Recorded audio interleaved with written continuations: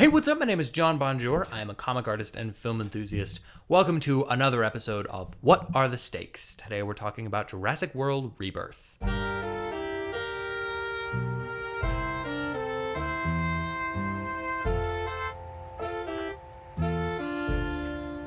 Okay, so if you missed my last What Are the Stakes video, I don't even remember what movie it was about. The goal of these videos is to give you sort of an idea of where we're at on the movie. So we're going to talk about the budget, what it's tracking to be making in the opening weekend, how I think it's going to do generally in terms of box office. Then we're going to be talking about how I think it's going to do, or what it's looking like it's going to do from a story perspective, from a cultural perspective, all of that, things that are important there. And then from a franchise specific, those two will probably kind of meld together. From a franchise specific, how are they doing up to this point? And how does it look like they're going to be doing from here on out? And that way you can share all the nerd shit with your friends when you go see the movie. And then they're going to be like, oh wow, you're so smart. How did you know that? And you just be like, I don't know, man. I'm trying to give you a moment of glory here, so let's just dive into the nitty gritty and talk about some of these things. The budget for Jurassic World Rebirth is around 180 million. That's the estimated 270 probably if you count for like the marketing budget, which is crazy. Like the budgets of films these days are insane. I will say, for a Jurassic World movie, it's actually shockingly reasonable. Jurassic World Dominion had a $265 million budget, which is psychotic because that movie's kind of dog shit. And Jurassic World Fallen Kingdom had, let me make sure my notes are correct here, $432 million budget. That's insane. No movie should cost that much that doesn't have all 138 Avengers in it. It's crazy that that is a movie that costs that much money, especially that movie, especially any of the Jurassic World movies. I'll play my cards a little here. The Jurassic World movies are not good. The first one's kind of pretty fun. I'm not gonna lie. The first one has some things that I think are going well for it. Every movie after that, every subsequent film gets worse and worse. Dominion is one of my least favorite movies to exist. I think it's a bad movie. I have said it before and I'll say it again. It's the only movie that I just kind of haven't bought on Blu-ray, even though it's like $7, but it's the only movie in a franchise that I have every other movie that I'm like, I just couldn't give a shit. Like, it just doesn't matter to me to own that movie. I don't want it. Point being, for a Jurassic World movie, 180 million, that is very, very cheap. It's directed by the guy who made The Creator. I think his name is Gareth Evans. I could be wrong about that. That could be the Raid guy. I always get those two confused.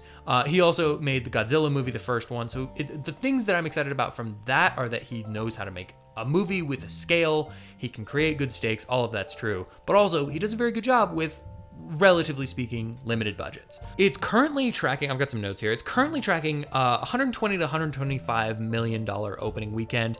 My guess, if I'm being honest, my guess is that it's going to be a little bit more than that. Jurassic Park tends to have these kind of walk-ins a lot more. People tend to just be like, oh yeah, there's a new Jurassic Park movie, let me go see it. And it doesn't really have the pre-sales that a lot of other movies have for some reason. It's a very strange phenomenon with this franchise.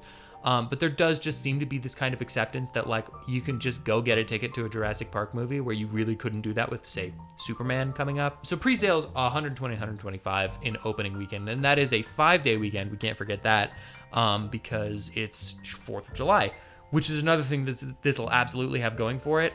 There's going to be people that have the day off. There's going to be people that are trying to just go hang out, escape the heat. Jurassic World is gonna do quite well just because of that. Like, that opening weekend, I think, will be, my guess, pretty substantially higher than the 120, 125. The other thing is, just in terms of budget, box office, all of that kind of stuff, Jurassic World movies just make money. Jurassic Park movies just make money. Like, I don't think there's been a non-successful Jurassic Park movie, to the point where Dominion, the world's most dogshit Jurassic Park movie, made like $1 billion. And I don't mean like $1 billion in the sense that I'm exaggerating. It made slightly over $1 billion. So these movies, just generally speaking, are in a pretty safe place. Like, it kind of makes sense that they made the last one and immediately greenlit this one, because it's like, yeah, do I want to print money? I'd like to. That'd be great. Let's print some money. Like, who doesn't want to print some money? I think the other thing that's going to be an interesting factor on the financial success of this movie is that it's coming right before or at the beginning of the month where people really want to see movies. At least in the circles that I'm in, everybody is really excited to go see Superman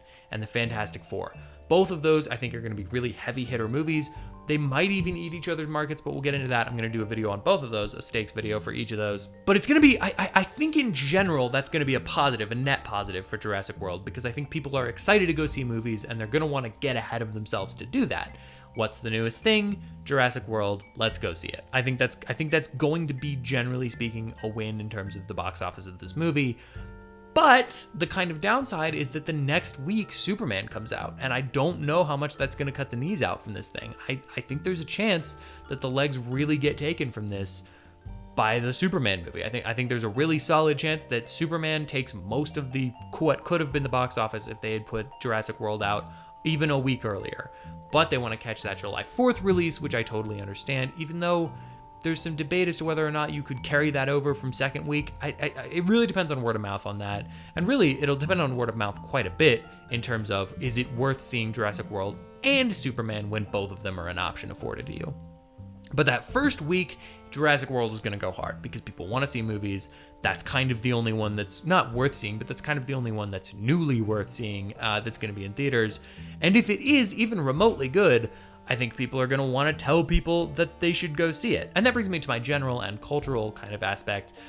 From a franchise perspective, Jurassic Park is a very weird thing because the first movie is maybe the most entertaining, watchable movie of all time. It's my personal favorite movie of all time.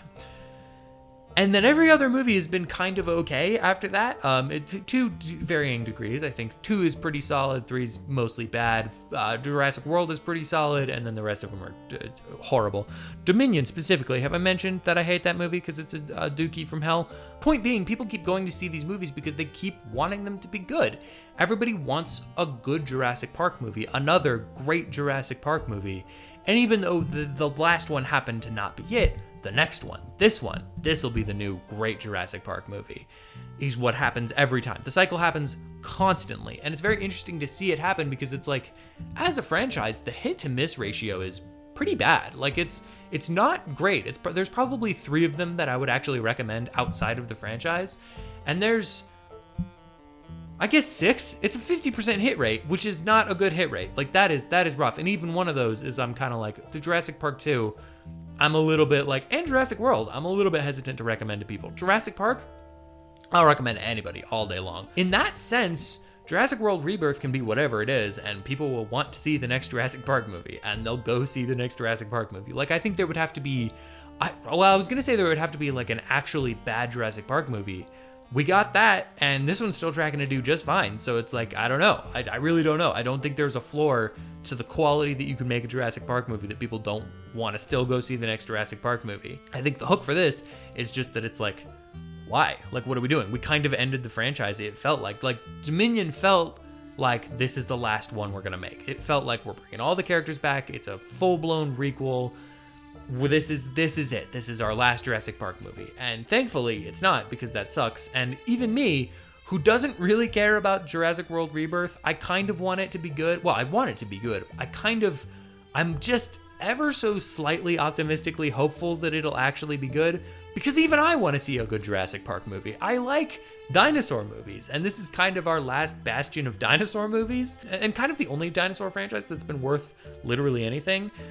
I love you, Dinotopia, but you're not bringing it. Point being, in terms of the studio, in terms of the film, in terms of the franchise, Jurassic World might be the most stable movie coming out in July. I think it is pretty clearly gonna do just fine, if not gangbusters. I think if it's great, again, people are gonna be dying to tell other people to go see it, because we all want a great Jurassic World movie, a great Jurassic Park movie.